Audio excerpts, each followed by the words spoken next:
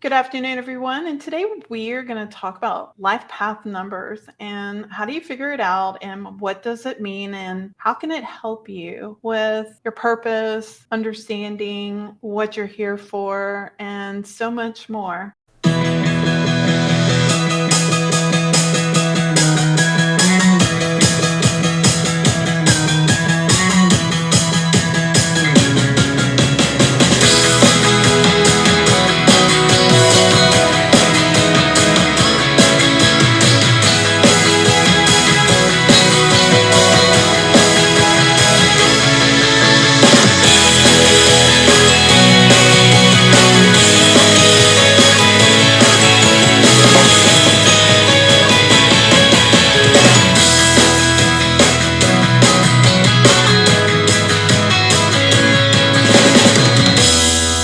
So, Carrie, I'm going to let you start with the whole thing. Okay, so I first learned about life path numbers from a book called Holistic Tarot by the author Benebell.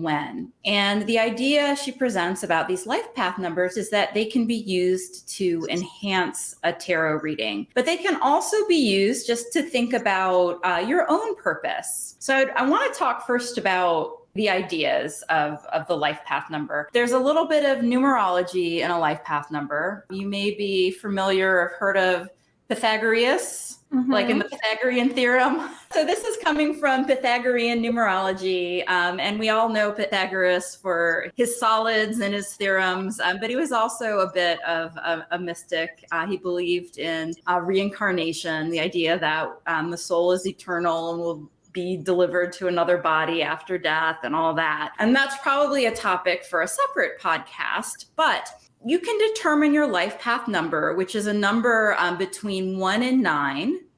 And each one of those numbers has associated with it a particular archetype. And so I was thinking we could work through how to calculate your life path number and then talk about the archetype. And we can talk about some of the archetypes associated with the different numbers. Michelle, would you like to do your birthday or mine? Let's do mine. Okay. We could do yours too. It doesn't really matter. I do have a question for you. Sure. In some of the books that I've read, when you tally up the number, you come up with a 2-digit number. So it could be like 35, and you add the 5 and the 3 together and you get an 8. Mm-hmm. Do you look at the 3, the 5, and the 8, or do you only look at the 8? Because in some books, I've seen that you want to look at the 3 and the 5, but the 8 is the original number. Yeah, in the book I have, we're reducing that number down into a single digit. Although there are two kind of special numbers, like sort of like these power numbers that can come about. So if you do this addition for your birth date and you end up with an 11 or a 22, those can be interpreted separately, according to this author, Benebell. Now, I've heard that if you do come up with an 11, that 11s are really either on their last life or they're going to have to start all over. So it's sort of like the challenge. It's the big challenge, if you screw it up. And a lot of times people that are 11s are supposed to be really powerful. So they could be famous, a lot of different things like that. And 11s are being tested because a lot of fame or a lot of power, a lot of presented to a person can actually change them. Mm-hmm. I was wondering if that came up in your book because I read that once. Oh, yeah. So we can talk about the 11. And it's funny you mentioned that. Did you know that I am a life path 11? Oh, my God. Really? Yeah. Yeah. So I shouldn't say I'm a life path 2, but I've got like the master number 11 on top of that. So the way I understood it is if you're kind of screwing it up and you're not evolving spiritually, then if you're evolving spiritually, you're an 11. But if you're not evolving spiritually, you get reduced down to a 2. Yeah. So hopefully with this podcast, I'll learn a few things and not have to go too far backwards. But I'll read for you. Well, first, maybe before I do that, we should talk about how listeners can calculate their life path number doing this and talking about these different archetypes and master numbers, folks can have a feel for what they are. So let's do you and get you going here. So the idea of a life path number is you're basically adding up the digits of your birth date. So you're adding up your month plus your day plus your year, right? Mm-hmm. And so what month are you born in? I was born in August. So so that's an 8.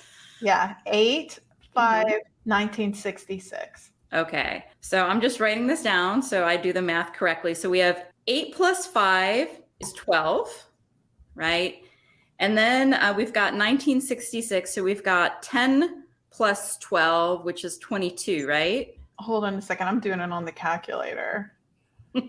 I come up with 35, and then you add 5 and 3. Okay, so I'm just doing one thing at a time. So I've got 12 plus 22, and that gives me, did I do this right? 10 plus 12, 2.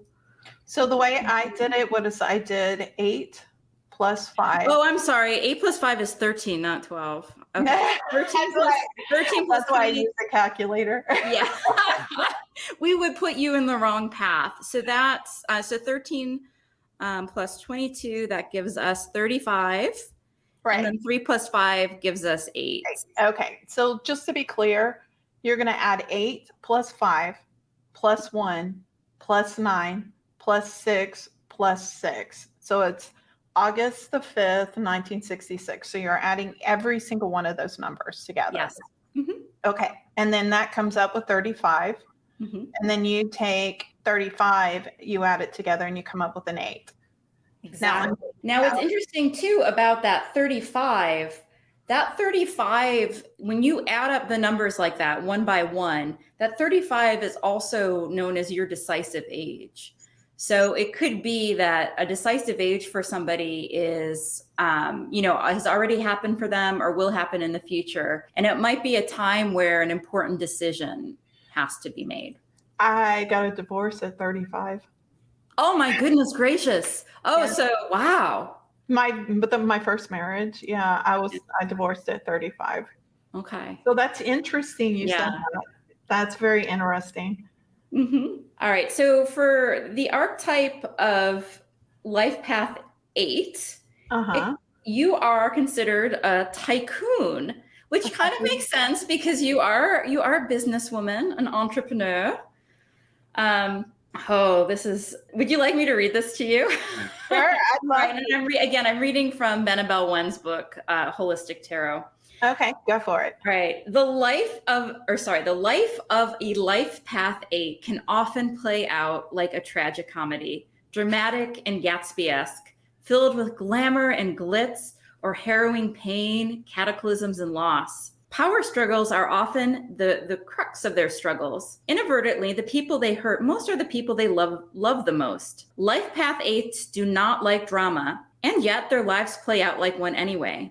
They are both visionaries and risk takers. They follow their own decisions and rarely take into consideration what others advise.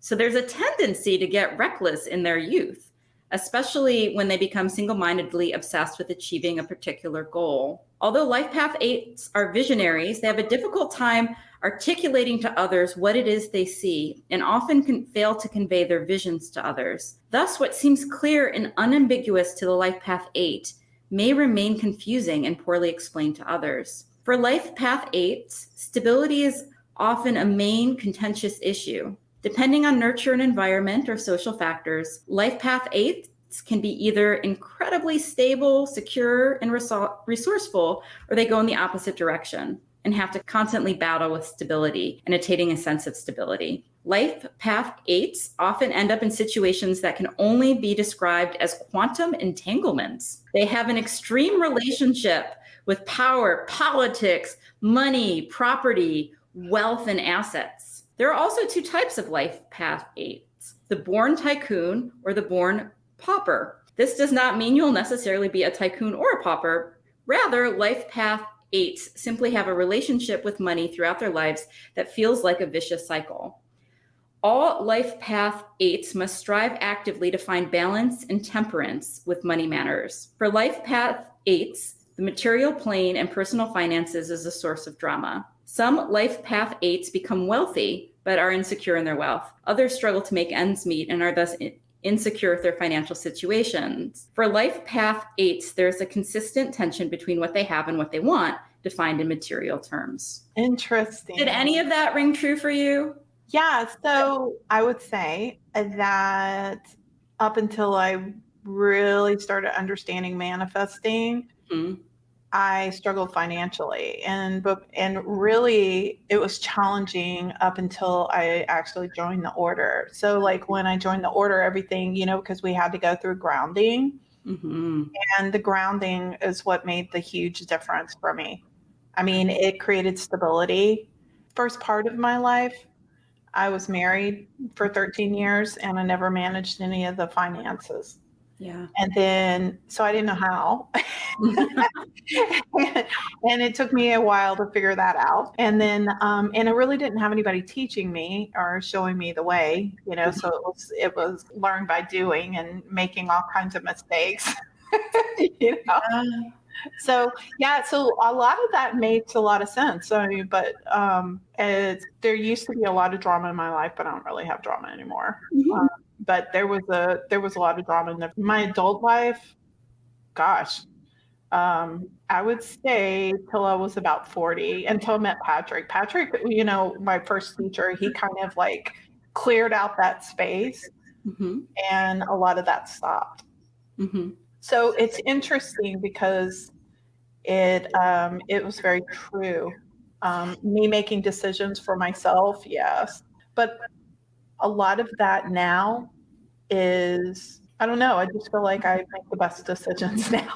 Yeah, well, I feel like in a way, like maybe the life path is something that you are kind of like, this is what you're starting out with. And then as you learn and you grow, you're able to move beyond the challenges presented by and given to you by that path and learn from those challenges. Well, I definitely feel like the joining the order has made a difference, because it's been this elevated spiritual growth.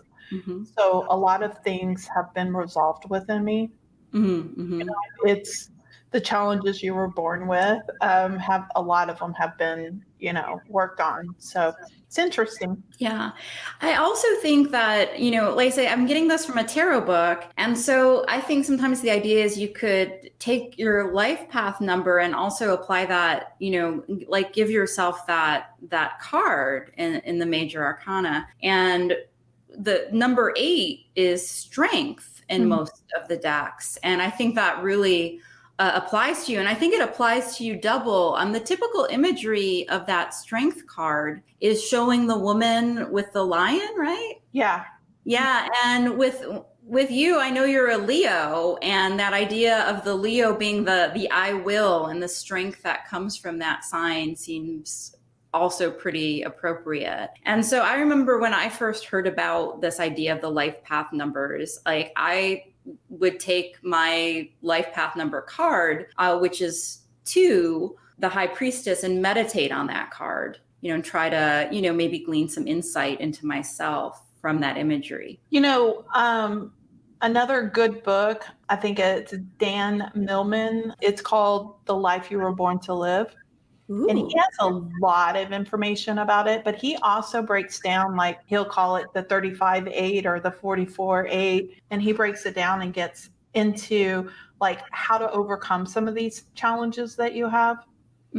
So for you, like then, like the idea is you would be a 35-8 because right. Before you reduce that number down, it's 35. Yeah. So in his book, it says 8 says abundance and power. But he also breaks down the 5. Freedom and discipline is the 5, and 3 is expression and sensitivity. So it's like, it's kind of how your 8 is constructed. It's kind of like the difference between saying I'm a Leo and then charting out your whole horoscope with all your moons and your nodes and all that kind of stuff. That's kind of like the difference, it breaks it down and gives you a little bit of a clearer perspective on it. It's pretty interesting, though, to kind of look at that and say, what are some of your weaknesses? What are your strengths? the biggest thing that I got out of here when I read his book was supposed to be the year of power. I mean, you're supposed to gain some kind of residence in power. Like you're not supposed to just be kind of the lay person in this lifetime. And it was always kind of a guiding point for me. It's sort of like, okay, I'm supposed to be powerful.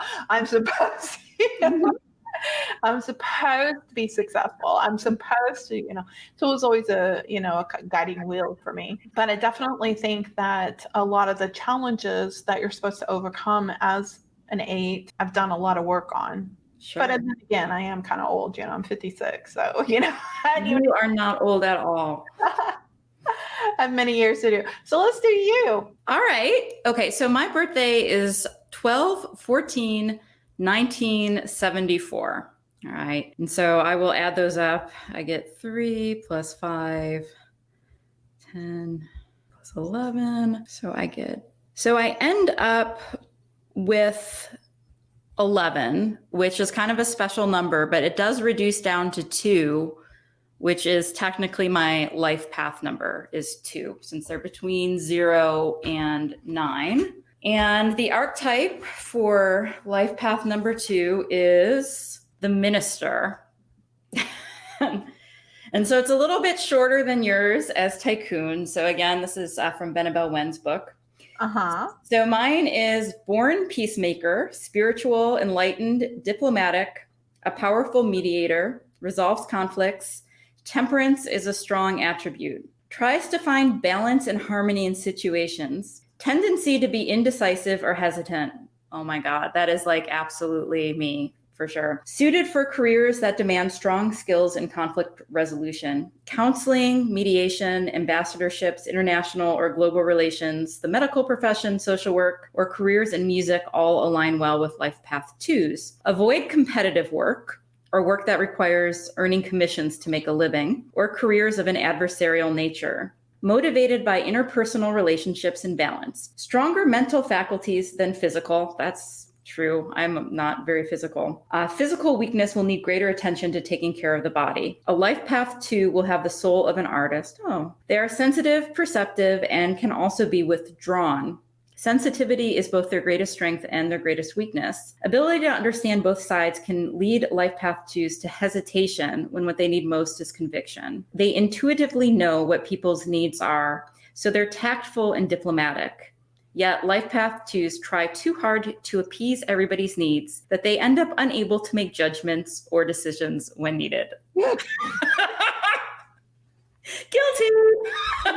Guilty. Yes. Guilty. Hey, yeah. I want to ask you a question. Tell me your number again. Tell me your birthday. Okay. So 12/14/1974. Okay. So you're 29. So you're a 29/11. Okay. So you also have a 2 and a 9 in there. So I think then that 29 also would serve as my decisive age. And I'm trying to, gosh, what year was I 29 years old? What year? This I will need a calculator for. I'm not sure what year was that? And what was I doing? I may have gotten married that year when I was 29. So let's see. Yep, I got married that year. Wow. So that is so interesting how your, that happened. So in this book, it says double creativity and confidence. 9 is integrity and wisdom, and 2 is cooperation and balance. It's interesting. Oh my God, how interesting. But you also have the double 1s. So you have a tremendous creative potential. Wow, that's interesting. And it's really cool, though, that you're actually working on your spiritual growth, because that means that this is supposed to be your last lifetime. Whew, I don't know that I feel ready for that. Oh my God, you're so funny. But it is so in the Benebell Wen book she calls the numbers 11 and 22 master numbers. So if you ended up with a 22, your life path number is still a 4, which I think like let me see what which is the archetype of architect. But these master numbers of 11 and 22 kind of add to it. And she says for people with life path 11 is that they have a general inclination towards mysticism and spiritual knowledge. Yeah. And so clearly that's true of me. And then the people with life path digits that add up to 22, they have extraordinary abilities to accomplish goals. They're master builders of society and have great potential for material success. I am not a 22. I'm not a master builder of society. You're an 11. I'm an 11. So I'm interested in the knowledge. So I'm going to tell you something interesting about this. Okay. I don't know if you've ever thought about this, and I want you to think back. Okay. So after I tell you this, but when Shane and I separated, I got a small apartment and the address was 1111, and then it was Pleasant Colony. That was the name of the street. And my apartment number was 11011. So all those numbers add up to an 8. Yeah. Okay. And I had so much peace and everything. It was like I had never felt so much contentment going through what I was going through at the time. And it was awesome. When we got back together, we ended up moving into a townhouse and the numbers were not the same. And we had a lot of issues with neighbors and stuff like that. And then when we moved into this house, the address is 11303 adds up to an 8. And the name of the street is Golden Ray.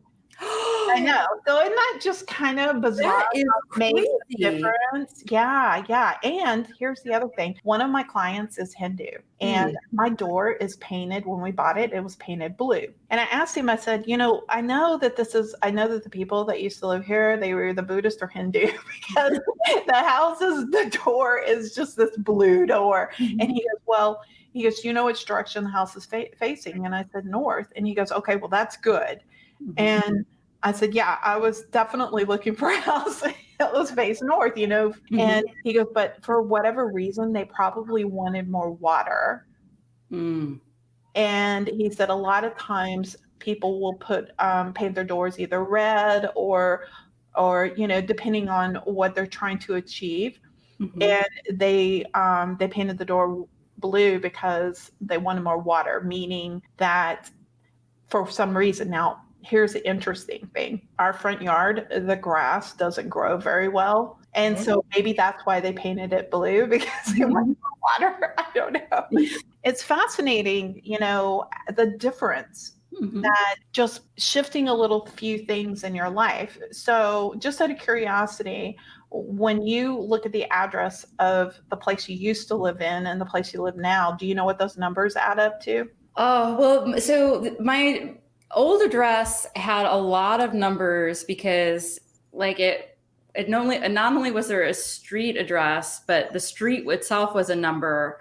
And then our condo has a unit number. So I was never really sure. So our unit number added up to 11. Okay. And so I was really pleased with that. Okay, that's kind of a serendipitous unit number. What was the street number? 3410. Plus 4 plus 10 equals 17 plus, what was the unit number? So the unit number added up to 11. Okay, so I'll just put 1 plus 1. Okay, so we have 8, 9, 10, 11. 11. That's interesting. Okay, what about the one you live in now? Yeah, so it's a little bit crazier. So it's 3861. Okay, wait, hold on. 3 plus 8 plus 6 plus 1. And then what's the unit number?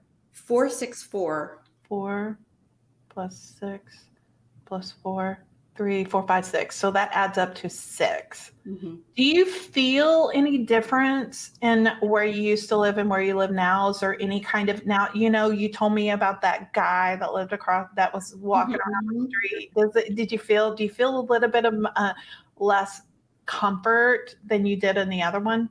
Yeah, absolutely. I mean, I love, the new place is perfect. But yeah, it's not quite as, I don't know, comfort would be a good word. Like just, it does feel more open compared to the other place. Like, it's just more exposed to people and just the world in general. Other place was like, just kind of like was in an upstairs unit. It was like kind of surrounded by trees. And so it was just very much, you're in your own world when you're up here. We're here. I mean, it's nice because I can look outside the window and see people walking their dogs. And, it's, I look out and I see like a community garden. But it does feel a little bit more exposed, I think. And so I kind of like to, again, go back to with the numbers, like reducing the numbers down to like either a single digit or 2 digits. And then thinking about, well, what is that card in the major arcana? And does it apply to, whatever I'm looking at, right? So it's I find it interesting though, but there's when you're looking at numerology and also feng shui and some of those other little things, there's things that they call cheats. So for instance, the people who own this house before, maybe they, I know that they were Buddhist or they were Hindu. I don't know which one, but I think they were Buddhist, but they painted the door blue. So there's things that you can do that you can add more, to create a little bit more balance and harmony for you and for him. So you might want to add his numbers up and see what his are, and then see what kind of, what does that number represent for your home, and then see if there's anything that you can do to create some balance in that. And it could be as simple as, painting a door. I don't know if you do that or not where you live, but there's things that you can do, like painting your house, the internal part of your house, or, putting specific things that represent stuff. And also too, because you're an 11, you can always, do things like, put the number up somewhere, like just to add that difference in there. I don't know. There's always like these little cheats that you can do. It'd be interesting to find out if there's any books on that to discover, how do you create balance with that. Yeah. And two, it's something, one could experiment with to try to figure out, well, what am I lacking? What am I looking for in my space? And does my space work well for my personality? And I know, so I do know my husband's life path number. He is a 4, which corresponds to that, the idea of the architect. And it does suit him. He's very, kind of science-minded and logical. Well, but it's interesting because yours adds up to a 6. And think about it. You're a 4. I mean, you're a 2 and he's a 4, so that adds up to a 6. So the balance is there. Yeah. So maybe that's interesting. See, it ended up working out, So I find the numerology to be quite interesting and kind of fun. And I know we could do an entire podcast on the idea of numerology and how, the different numbers of your birth date, the different numbers that correspond to the letters of your name. And it might not necessarily be useful for like predicting your future or anything like that, but it might help give some insight into like why you're in the place you are now, or maybe some obstacles that keep reoccurring, like these repeating cycles that people get themselves set into. So have you done the letters in your name? I haven't done the letters in my name. Okay. When you're calculating it, do you calculate it based on your birth name, or do you calculate it based on your married name? See, I haven't found like a good answer to that question either, which is why I've been not so much, what about different spellings of your name? Does it matter? Does it not matter? Your full birth name is the name to use for numerology. There's life path and then there's birth number. If you go to a numerologist, they kind of like break it out for you. And the way that you figure out figure out that number, you take A, B, C, D, E, F, G, and you put a number associated with it. So A is 1, B is 2, C is 3, and you spell out, or you put all those numbers together, you add them up, and you keep on reducing them down, because with some people, it's going to be a really big number. It might be 3 digits. Right. So you eventually reduce it down to one single number. I had somebody do my numerology at one time, because I was going to say that she had it broken down for me. So basically, she breaks it down into all these other numbers, which I'm not really sure that I understand. But she's got like pinnacle numbers, balance numbers, karmatic numbers, rational numbers, maturity numbers. Wow. We got a lot of numbers for you. Yeah. So she did it based on my birth name, and then she did it on my married name. She did both of them. Oh, interesting. My birth number adds up to an 11. Huh. Well, that's interesting. Wow. And kind of fun stuff. Yeah. I find this whole thing really fascinating, because there's so much in here. And, when you're talking about people trying to find their purpose using astrology, or like natal astrology or numerology, it really is helpful to kind of give you a guiding point, because if you dive into it and you just go and like head to the bookstore, buy all your numerology books, you read up on it, and you really get a good feel for what your birth number is and what that means for you. There's a lot that can be taken in on, what you're supposed to learn in this lifetime, what's that purpose that you're supposed to achieve. Like with me, everything I've read, including my natal astrology and my numerology, it all kind of comes down to power and success and, all that kind of stuff. So, and it also goes into being a teacher, or being very spiritual, and being very creative, all those things that and it all just matches up. Yeah. Psychology was something that came up. These are things that show up with us, and it helps us with being able to really determine, where are we supposed to go in life. Yeah, I think what you said is perfect. It's a starting point, right? It's a point to like see where you are, like where you begin, and the different directions you can go, and maybe, a hint to obstacles you'll face on the path. And, if something doesn't line up for you exactly, that's okay. Maybe it doesn't apply to you in this lifetime, or maybe you've already overcome whatever challenge that goes along with, or maybe it's something is yet to come to you. Yeah, absolutely. I think that, you can sit here and go, oh my God, this paints me out to be such a negative, horrible person, too much drama, Michelle, but drama follows you. Yeah.